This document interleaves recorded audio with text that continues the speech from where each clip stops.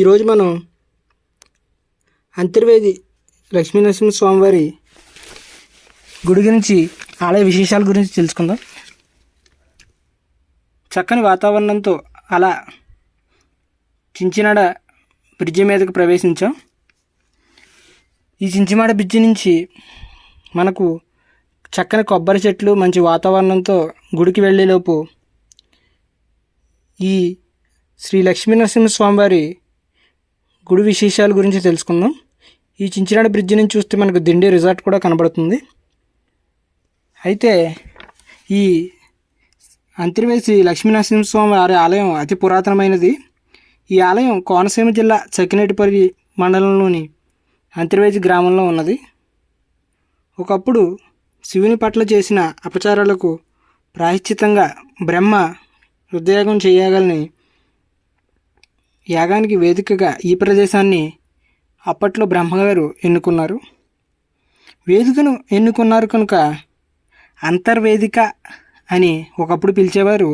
అది క్రమంగా వశిష్ఠ యాగం ఆ ప్రదేశంలో, అంటే ఇప్పుడు మనం వెళ్ళబోయే ప్రదేశంలో జరిగిన కారణంగా అంతర్వేదిగా ప్రసిద్ధి చెందింది.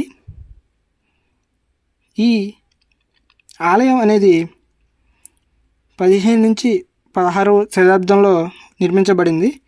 ఈ దేవాలయం దక్షిణ కాశీగా ప్రసిద్ధి చెందింది. భారతదేశంలో 7 పవిత్ర స్థాన ప్రదేశాలు ఉంటాయి. అంటే మనం స్నానం చేసే ప్రదేశాలు కనుక ఉన్నట్లయితే వాటిలో ఈ ప్రదేశం కూడా ఒకటి.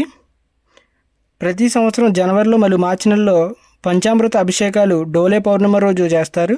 ఈ అభిషేకాల్లో పాల్గొంటే ముక్తి వస్తుందని చెప్తూ ఉంటారు. బ్రహ్మ పురాణం ప్రకారం రావణాసుర సంహారం తర్వాత రామలక్ష్మణులు ఆంజనేయ స్వామివారు వచ్చి స్వామివారి దర్శనం చేసుకున్నారు. దేవదానవులు క్షీరసాగరాన్ని అందించిన దివ్య స్థలం కూడా ఈ అంతర్వేది. ఈ సాగర నగరంలో ఈ సాగర సంగమంలో సాగర మదనం జరిగినప్పుడు ఉద్భవించిన ఆలాహలాన్ని పరమేశ్వరుడు తన కంఠంలో దాచుకున్న ప్రదేశం కూడా నీలకంఠుడు ఈ ప్రదేశంలోనే ఆలాహలాన్ని దాచుకున్నారు. సప్త ఋషుల్లో అగ్రగణ్యుడైన వశిష్ఠ మహర్షి తన తపస్సును ఉపరించి ప్రసన్నం చేసుకున్న శ్రీ లక్ష్మీ నరసింహస్వామిని కొలువు తీర్చిన దివ్యక్షేత్రమే ఈ అంతర్వేది.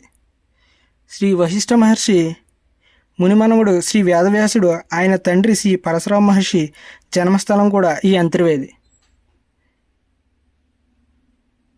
వశిష్ఠ మహర్షి ఆశ్రమం కూడా దగ్గరలోనే ఉంది. ఇప్పుడు మనం చూస్తున్నాం కదా, ఇక్కడ చెరువులు మరియు ఉప్పు తయారు చేస్తున్నారు. ఇక్కడ అదేవిధంగా చెరువులు కూడా ఉన్నాయి. మనం ముందుగా అంతర్వేదిలోని సాగర దర్శనం చేసుకుందాం.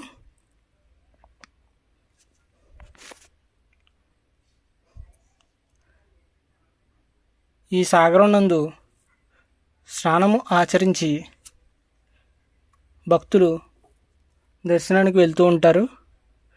ఈ సాగరానికి దగ్గరలోనే అన్నాచెల్లెలగట్టు లైట్ హౌస్ కూడా ఉంటుంది.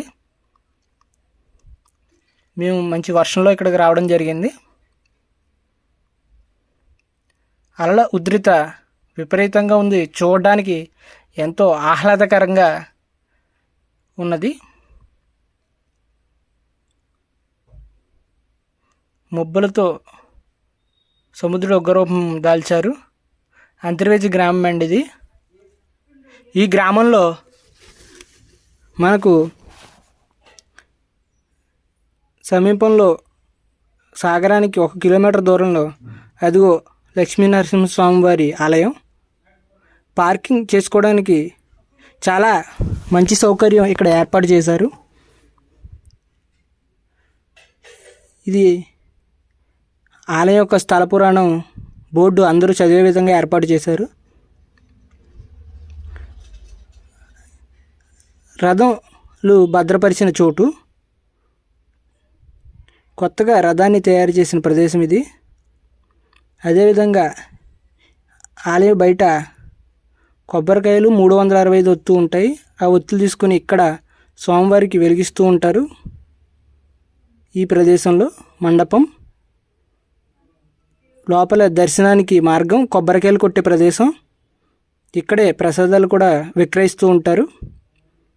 శ్రీ లక్ష్మీనరసింహస్వామివారి ప్రసాద కౌంటర్, పైకి ఎక్కి చూడడానికి గోపురం, హోమం చేయడానికి ఎంతోమంది భక్తులు పాల్గొన్న ప్రదేశం ఇది.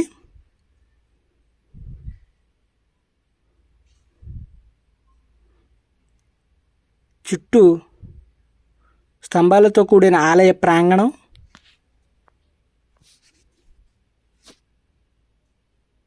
ఎంతో పురాతన కాలమైనది. చూస్తున్నారు కదా.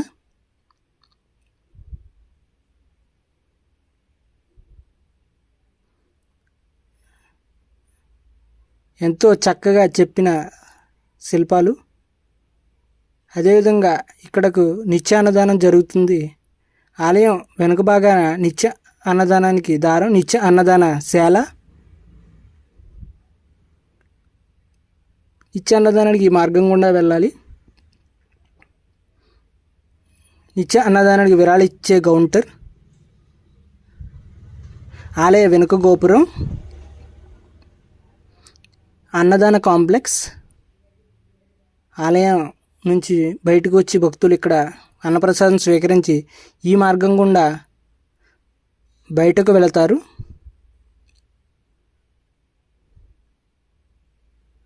స్థల పురాణ బోర్డులు అందరికీ కూడా ఈ యొక్క స్థల విశిష్టతను, ఈ క్షేత్రం యొక్క వివరాలను ఇక్కడ తెలుపుతుంది.